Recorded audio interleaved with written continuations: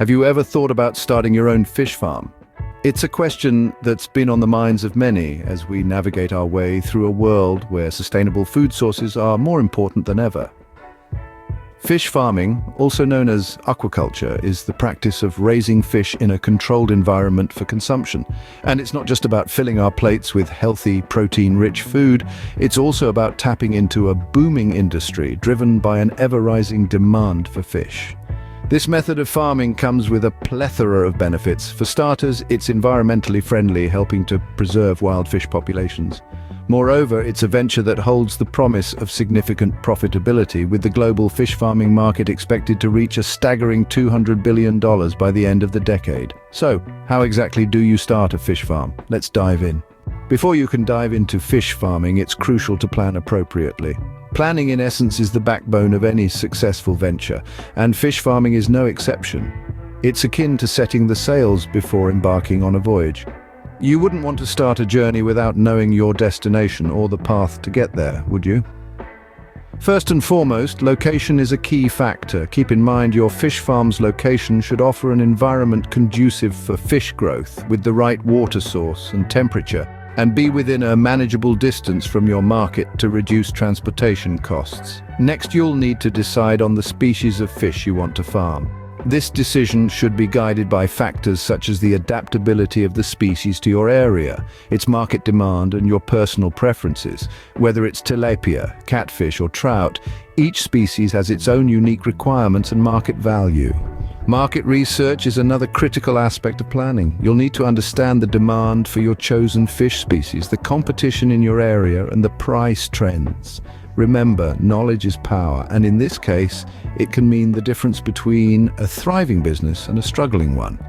Your budget, of course, is another crucial element. Fish farming can be a costly enterprise, so it's essential to estimate your initial investment, running costs, and potential profits. This also includes accounting for unexpected expenses, because as the old saying goes, it's better to be safe than sorry. Finally, armed with this information, it's time to conduct a feasibility study and create a comprehensive business plan. This will serve as your roadmap, detailing your strategies, goals, and the steps needed to achieve them. It's like your personal GPS guiding you towards success. With a solid plan in hand, you're ready to set up your fish farm. Now, it's time to bring your plan to life. Setting up your fish farm is the next step. Let's dive in. First things first, you'll need a suitable piece of land. This could be a piece of your backyard, a plot in your farm, or a separate land altogether. The size of the land will depend on the scale of your fish farming operation. Next, we move to constructing the fish ponds or tanks. There are several types of fish ponds: earthen ponds, concrete ponds, plastic tanks, and even fiberglass tanks. The choice of pond type depends on factors such as available resources, the type of fish you want to farm, and your specific needs. Water is the lifeblood of a fish farm. Sourcing water could mean digging a borehole, using a natural water source like a stream or river, or even rainwater harvesting. Whichever source you choose, ensure the water is clean and free from pollutants. Now that we have a land and water source, it's time to purchase the necessary equipment. This includes aerators to increase the oxygen level in the water, nets for handling fish, feeders, and water testing kits.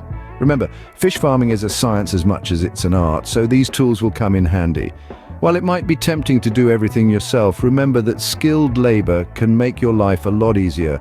This could be a pond construction expert, a water quality specialist, or even a seasoned fish farmer to guide you through the initial stages. Setting up a fish farm is not a one-day affair. It requires patience and meticulous attention to detail, but the beauty of it all is in the creation process. You're not just building a farm, you're creating a life-sustaining ecosystem, and there you have it. You've secured the land, constructed your ponds, sourced water, purchased equipment, and even hired some skilled hands. Your fish farm is no longer a plan on paper. It's a tangible, living, breathing entity. With your fish farm set up, you're ready to bring in the fish. The fish are the stars of your farm, and choosing the right ones is crucial. Let's dive right into the details. The choice of fish species for your farm is a decision that should not be taken lightly. It's a balancing act. You want to choose a species that's in high demand in the market, suitable for your local climate, and relatively easy to care for. For instance, tilapia is a popular choice for many farmers. It's a hardy species that can withstand a wide range of conditions, and it's also in high demand in many markets.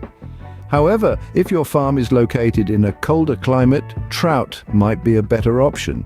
They're well suited to cooler waters and are a popular choice for consumers as well. But it's not just about choosing fish that can survive in your farm's environment. You also need to consider the market demand.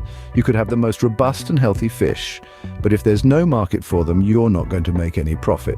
So research your local and potential export markets to understand what species are in demand. Once you've decided on the species, it's time to source your fish. You'll want to start with fingerlings or juveniles, which are young fish that have grown past the vulnerable fry stage. This gives you a head start on growing them to market size. Where you source these young fish from is crucial. You want to ensure you're getting them from a reputable supplier who can guarantee they are healthy, free from disease, and of good genetic stock. This is vital because poor quality fish can lead to lower growth rates, higher mortality rates, and reduced profits in the long run. In conclusion, choosing the right fish species and sourcing them from reputable suppliers are critical steps in stocking your fish farm. It's a blend of understanding the market demand, your local climate, and the care requirements for each species. Now that your farm is stocked, it's all about managing your farm effectively. A well-managed fish farm can be a profitable venture. Let's talk about how to do it. Now, you've set up your farm and you have your fish. The next crucial step is managing your fish farm effectively. One of the core elements to focus on is regular feeding. Fish, like any other living creature, require a balanced diet to grow and thrive. Providing them with a consistent diet enriched with the necessary nutrients is essential. Remember, overfeeding or underfeeding can both have detrimental effects, so it's all about finding the right balance. Water quality is another key aspect. Your fish are living in this water, so it's their home, their dining room, and their bathroom. Regular monitoring and maintenance of water quality is a must. This includes checking parameters like temperature, pH levels, and oxygen content. It's also crucial to keep an eye out for any signs of pollution or contamination. Protecting your fish from predators is also part of the job. Depending on your location, different predators might pose a threat. It could be birds, otters, or even other larger fish. Implementing effective measures to deter these predators is vital for the success of your farm. Disease prevention and management is another key area to focus on. Fish, like all animals, can fall ill. Regular health checks, maintaining a clean environment, and prompt treatment when necessary can prevent disease outbreaks. Now, let's not forget about record keeping. Maintaining a detailed record of your fish farm operations, including feeding patterns, growth rates, health issues, and sales, is invaluable. These records will not only help you track your progress, but also enable you to identify and resolve any issues that may arise. In conclusion, managing a fish farm effectively requires a balance of several elements. Regular feeding, maintaining water quality, predator protection, disease prevention and management, and diligent record keeping are all part of the process. Proper management ensures that your fish farm remains profitable. You've raised your fish, now it's time to reap the rewards. The journey of fish farming doesn't end at raising the fish, it culminates in selling them. So how do you take your fish from farm to table? Well, let's dive in. Marketing and selling your fish is a crucial part of the process. It's all about building relationships. Reach out to local markets, restaurants, and grocery stores. Establish a rapport with them and offer your fresh, farm-raised fish. These connections can be a steady and reliable avenue for your business, but don't limit yourself to brick-and-mortar establishments. Consider selling directly to consumers. You could set up a stall at local farmers markets or even sell online. Direct-to-consumer selling not only increases your profit margin, but also allows you to share your passion for sustainable fish farming. And there you have it, from planning to selling, that's how you start a fish farm.